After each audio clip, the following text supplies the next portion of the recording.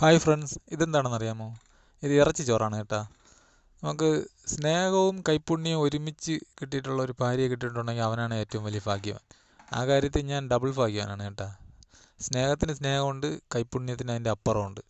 കാരണം ഞാൻ എന്നൊക്കെ ഡ്യൂട്ടി കഴിഞ്ഞ് വന്നാലും അന്ന് എന്തെങ്കിലുമൊക്കെ സർപ്രൈസായിട്ട് എന്തെങ്കിലുമൊക്കെ ഉണ്ടാക്കി ഞെട്ടിക്കും.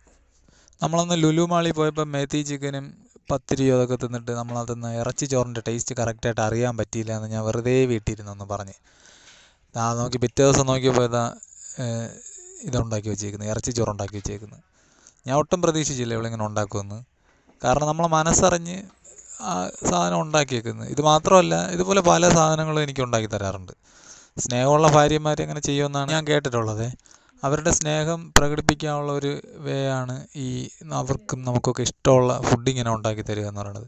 കാരണം ഇഷ്ടപ്പെട്ട ഫുഡ് നമുക്കിങ്ങനെ ഉണ്ടാക്കി നല്ല രുചിയിൽ ഉണ്ടാക്കി തരുമ്പോൾ അവരുടെ ആ ഒരു സ്നേഹത്തിൻ്റെ ആ ഒരിത് അവിടെ തെളിവാവുകയാണ്. മാത്രമല്ല, നമ്മളിത് കഴിച്ചിട്ട് വെറുതെ എണീറ്റ് പോവുകയല്ല, അവരെ ഒന്ന് എൻകറേജ് ചെയ്യണം.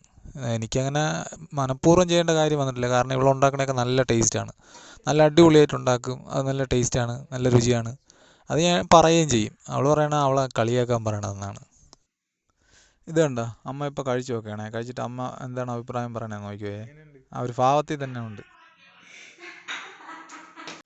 ഈ വീഡിയോ നിങ്ങൾക്ക് എല്ലാവർക്കും ഇഷ്ടപ്പെട്ടെങ്കിൽ ഒന്ന് ലൈക്ക് ചെയ്തേക്കണേ. പിന്നെ ഈ ചാനൽ ഒന്ന് ഫോളോ ചെയ്ത് സപ്പോർട്ട് ചെയ്യണം. പുതിയൊരു വീഡിയോയിൽ കാണുമ്പോഴേക്കും ഗുഡ് ബൈ.